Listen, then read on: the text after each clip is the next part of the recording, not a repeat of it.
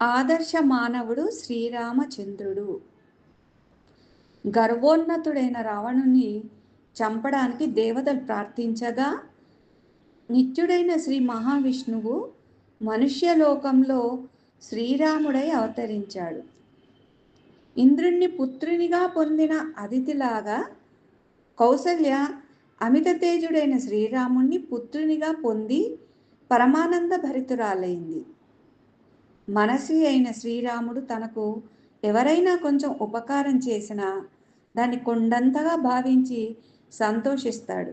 ఎవరైనా ఎన్ని అపకారాలు చేసినా పట్టించుకోడు.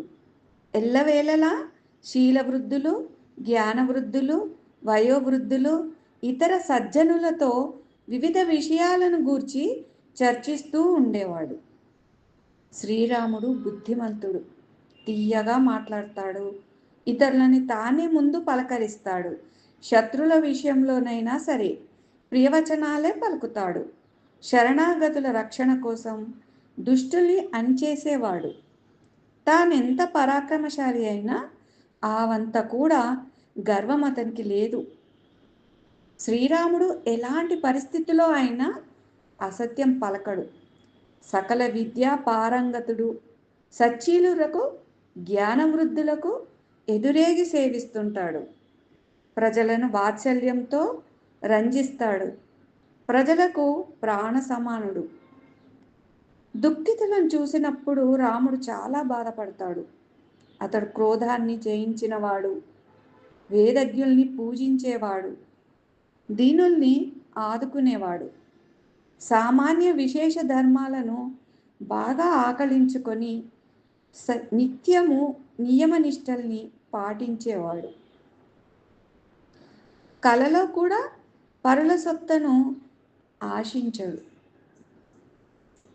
ఇక్ష్వాకు వంశరాజులందరి లాగా శ్రీరాముడు దయా దాక్షిణ్యాలు, శరణాగత రక్షణం, ధర్మైక దృష్టి కలిగి ఉన్నాడు. దుష్ట నిగ్రహం, ప్రజా పరిరక్షణ అనే క్షత్రియ ధర్మాలను పాటించేవాడు.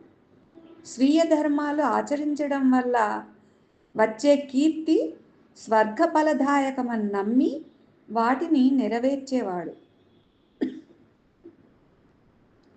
శాస్త్రాల్లో నిర్దేశించినట్లు ధర్మార్థ కామతత్వాల్ని లోతుగా గ్రహించి రాముడు ఆచరించేవాడు. గ్రహించిన విషయాలను మరవనివాడు. క్షణక్షణం వికసించే ప్రతిభ కలవాడు.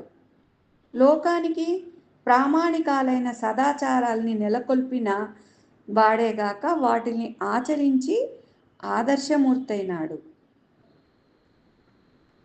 రఘునందుడు వినయశీలి. తన మనస్సులోని అభిప్రాయాల్ని బయటకు తెలియనివ్వని వాడు. రహస్యాలోచనలో సమయం వచ్చినంత వరకు గూఢంగా ఉండేవాడు.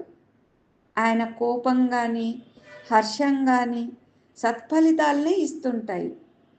సమయోచితంగా పాతులకే దానం చేసేవాడు.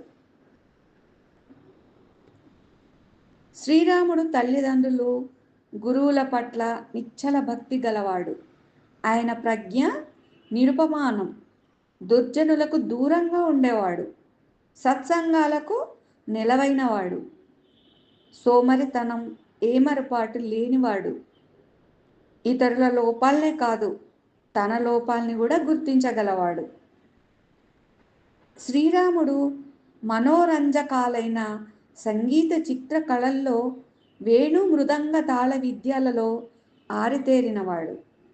ఏనుగుల్ని, అశ్వాల్ని అధిరోహించడం, అదుపు చేయడం, వాటికి శిక్షణ ఇవ్వడం అతనికి వెన్నతో పెట్టిన విద్య.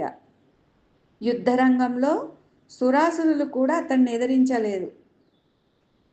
శ్రీరాముడు అసూయ మాత్సర్యాలు లేనివాడు, ఎవరినీ అవమానించనివాడు. అతడి ఈ సద్గుణాల వల్ల సమస్త ప్రజలకే కాదు, ముల్లోకాలకు పూజ్యుడు. క్షమాగుణంలో భూదేవంతటి వాడు. బుద్ధిలో బృహస్పతి, పరాక్రమంలో ఇంద్రుడు. గ్రామాల్ని, నగరాల్ని పరిరక్షించడానికి శ్రీరాముడు లక్ష్మణునితో వెళ్ళి సదా విజయంతోనే తిరిగి వస్తుంటాడు.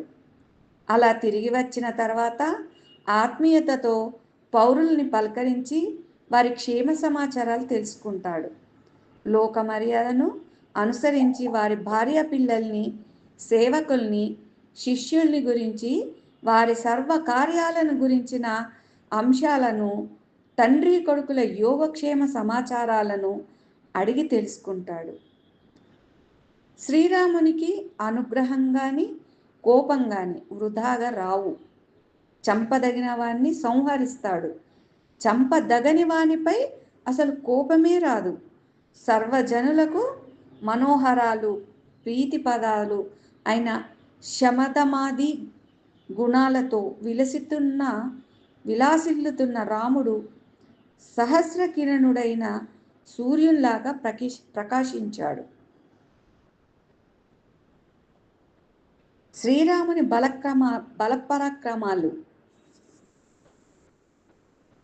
శ్రీరాముడు బాల్యం నుండే ధనుర్వేద నిరతుడు. దీనికి తోడు విశ్వామిత్రుడు ప్రసాదించిన అస్త్ర సంపదతో శ్రీరాముడు ముల్లోకాల్లో మేటి విలుకాడయ్యాడు. విశ్వామిత్రుడు దేవ, రాక్షస, గంధర్వ, పిశాచ గణాలు ఉపయోగించే 48 అస్త్రాలను శ్రీరామునికి ఉపదేశించాడు. వెంటనే ఆ అస్త్రాది దేవతలు సాక్షాత్కరించారు. అంటే ముల్లోకాల్లోని అస్త్ర సంపద అంతా రాముని వశమైంది. దీనికి అదనంగా పరశురామ గర్వభంగం చేసి పుచ్చుకున్న వైష్ణవ ధనస్సు శ్రీరాముడు ఒకే బాణం, ఒకే మాట, ఒకే భార్య అనే నానుడికి మూలమయ్యాడు. శ్రీరాముడు స్వజన రక్షితుడే కాదు, స్వధర్మ రక్షితుడు కూడా. ప్రజల అభీష్టం మేరకు వారి సంక్షేమం కోసం నిరంతరం రాముడు పాటుపడ్డాడు. ముఖ్య విషయాల్లో నిర్ణయం తీసుకుపోయే ముందు పౌరులతో సంప్రదించేవాడు. తన లోటుపాట్లు ఏమైనా ఉన్నాయేమో తెలుసుకొని వాటిని సరిదిద్దుకున్నాడు.